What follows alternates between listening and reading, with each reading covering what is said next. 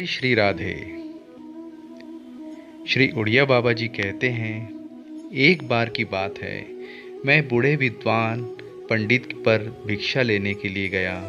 भिक्षा पा लेने के उपरांत मैंने पंडित जी से कहा, पंडित जी आप वृद्ध हो गए हैं, घर में पुत्र पौत्र सभी हैं, घर की कोई चिंता नहीं है, अब आप कहीं भी गंगा तट पर एकांत और शांत स्थान पे निवास करें।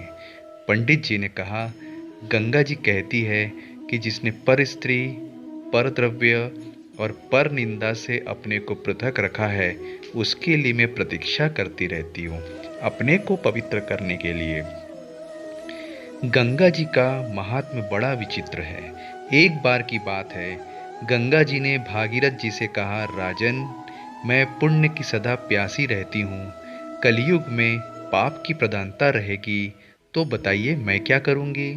भागीरथ ने कहा, तुम्हारे दिव्य तट पर घोर कलयुग में भी जब विरक्त, विद्वान, भक्त और तत्वदर्शी महात्मा विचरण करते रहेंगे, इससे तुम्हारा तट सदैव पवित्र रहेगा। वे तुम में स्नान करेंगे, इससे तुम पवित्र हो जाओगी। संतों की जो महिमा है बड़ी अपार है। एक जगह कहा गया है कि विधाता ने ब्रह्म को स्त्री और सुवर्ण इन दोनों रूप में बांट के रखा है, अतः इन दोनों में जिसे राग नहीं है वह तो मनुष्य रूप में साक्षात भगवान ही है। महात्मा जिस जिस हाथों से छूते हैं, जिस जिस को आंखों से देखते हैं, वे स्थावर, वृक्ष, पशु पक्षी, कीट पतंग, जड़ प्राणी आदि भी बंधन से छूट जाते हैं। फिर तो पामर जनों की क्या कहने।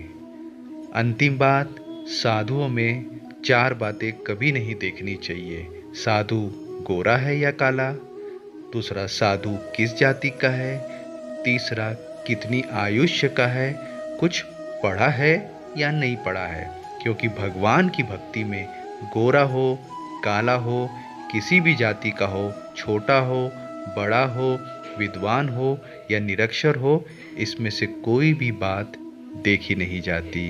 आशा है श्री उड़िया बाबा के वचन आपने आत्मसात किए होंगे। जय श्री राधे।